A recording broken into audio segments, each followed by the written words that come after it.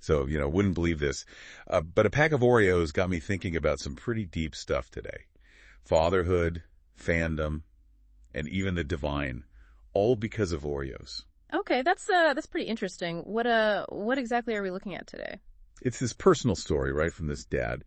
And he's talking about his son and how carefully, like meticulously, this kid takes care of his limited edition Pokémon Oreos. Like he's talking about putting them in the shade in the car, adjusting the AC, like the whole 9 yards, Yeah. It's hilarious, but it's also kind of sweet. Yeah, it sounds like he kind of stumbled on a really great example of itio, that Chinese concept of care. Yeah, exactly. Yeah. That's what we're going to dive into today. Like, what does die really mean? Where does it come from? And get this, his dad connects it back to how he grew up, to art, and then like all the way to like divine love and Christianity. Wow, that's a lot to unpack. Maybe we can start with like just the Oreo thing itself. What really stood out to you in the story? Well, first of all, the dad's like really funny. You can tell he's both kind of amused and amazed by his son. Mm-hmm. Like, picture this, right? A teenager who's usually pretty, laid back about everything, suddenly treating these Oreos like they're like priceless treasures.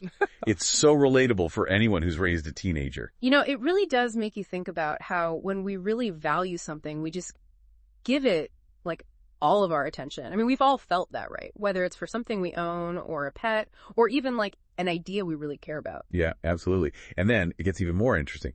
He compares what his son's doing with these Oreos to the work of this artist, Dylan Eakin, who's known for his incredibly detailed and precise art.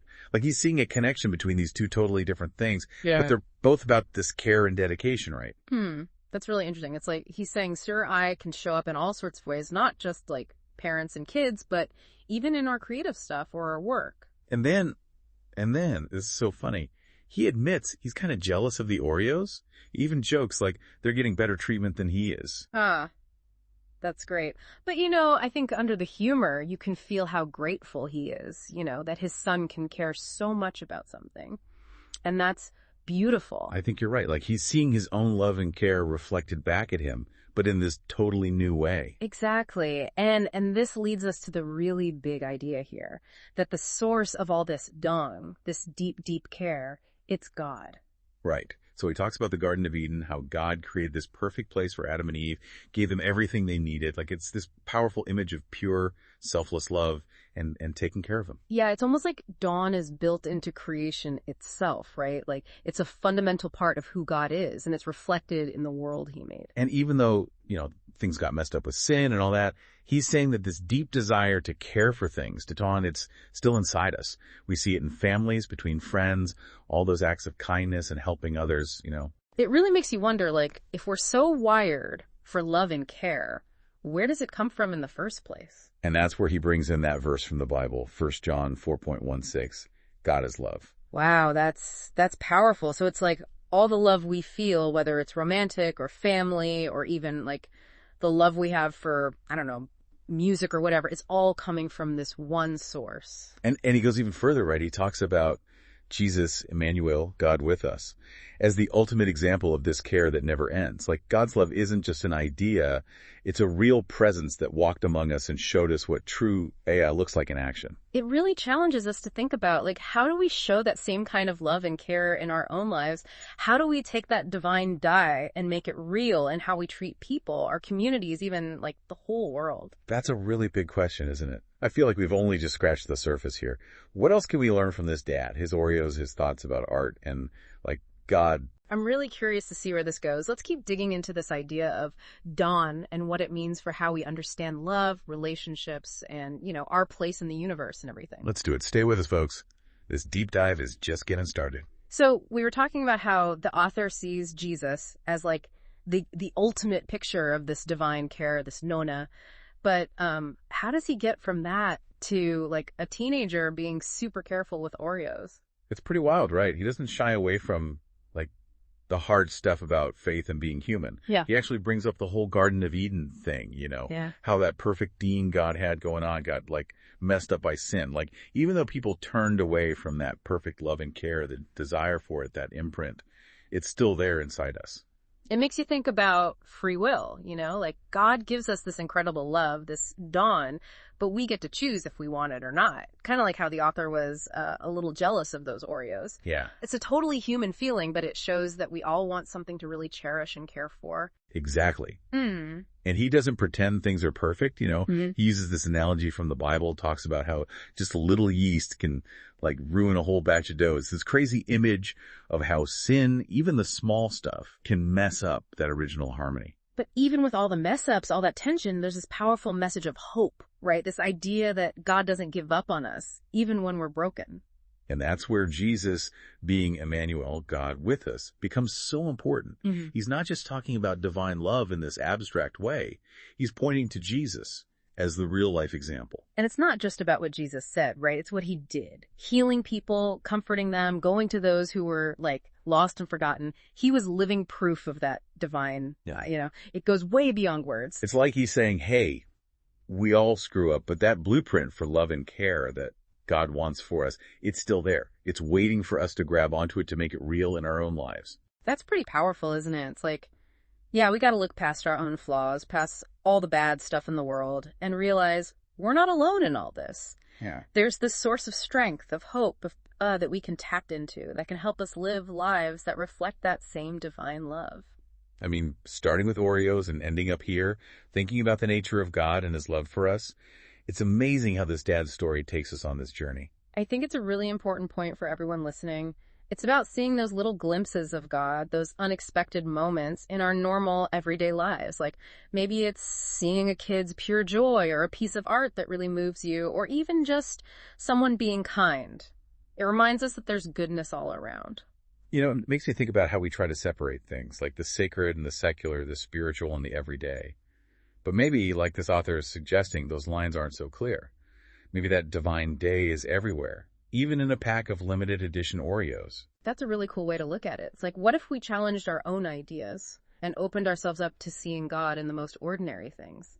It's about finding that sense of the sacred in the everyday, seeing how everything is connected. Yeah, and maybe that's the whole point here, to see the world differently, to see that God's love and care are all around us, and to respond with that same attentiveness and dedication in everything we do. That's beautiful. It reminds me of the author comparing his son to that artist Dylan Eakin. It's like he's saying we can have that same level of intention, that same wonder in every part of our lives. Right. It doesn't matter if it's a creative project, a relationship, a cause we believe in, or even just our own personal growth. If we bring that care and attention to it, it becomes something amazing. It's like recognizing that our ability to love and care is a reflection of God's love for us. And it's seeing ourselves as part of that divine when, letting that love flow through us and out into the world. Just like those Oreos brought the author and his son closer, our own acts of love and care, even the small ones, can make a difference. They can create a world that's more beautiful and compassionate. That's a powerful thought. It's not about doing huge things. It's about those everyday choices, those little acts of kindness that weave everything together. So as we wrap up this part of our deep dive, I keep coming back to this question. How can we be more intentional about this Pine in our own lives?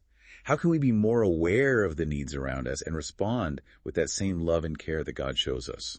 That's a question worth thinking about, isn't it? It's about opening our hearts, listening to that inner voice, paying attention to what people need, and then choosing to act with compassion and generosity. It's about seeing those Oreo moments, those chances to show love and care, not as random things, but as part of this big, beautiful tapestry of our lives, reflecting who God is. I love that image. And as we move into the final part of our exploration, I want to ask everyone listening to think about this. How can we, like the author and inspired by Jesus' example, become more deliberate in showing that divine love with everyone around us? You know, it's like we've been given this amazing task, right? To be more aware of the terrain, the care we're giving and receiving. But it's not always easy, is it? No, not always. Life gets in the way, We get busy. There's always something going on. And it's easy to lose sight of that, like deeper purpose. Yeah, and I think that's where this dad's story really hits home. He reminds us that diet doesn't have to be this big dramatic thing. It can be in the smallest actions, the things we do every day. Absolutely. Like he gives this example of his mom. Every day she would iron his school uniform, make sure every crease was perfect. It wasn't just about the ironing, It was her way of showing love, of showing she cared. That's such a good example. It's those little things, the ordinary stuff. But when we do them with love, with purpose, they become something more. It's like finding that sacredness in the everyday, right? Exactly. And I think it goes back to those Oreos. They weren't just cookies to the author's son. They were something special, something to be treasured. And that's what we need to do too. See the people we love, the things we're responsible for, even the stuff on our to-do list with that same...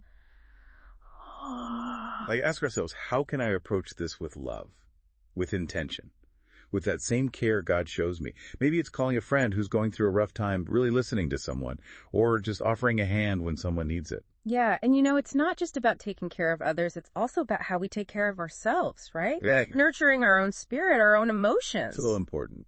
Just like Jesus took time to be alone and recharge, we need to do that too. Set boundaries. Make time for things that make us feel good, mind, body, and soul. You got it. It's not selfish to take care of yourself. It's actually a form of tuin that allows us to give more to others. It's like filling our own cup so we can pour into others, right? Perfectly said. And as we wrap up this whole deep dive, I want to leave everyone with something the author said that really stuck with me. He said, God is love. Let's be love. Wow, that's powerful. It's like a call to action, right? Like, take everything we've talked about, this idea of drawing, what Jesus showed us, the love God has for us, and let it flow out into the world. Yeah, we're not just receiving this love, we're sharing it too. We can be that don in the world, bringing healing, hope, and maybe even a little bit of Oreo-inspired joy to everyone around us. It's amazing to think that a simple pack of cookies started us on this whole journey, exploring love and care in such a deep way. So as you go about your day, I hope you look for those Morium moments, big and small, and see how you can bring that love and intention to everything you do.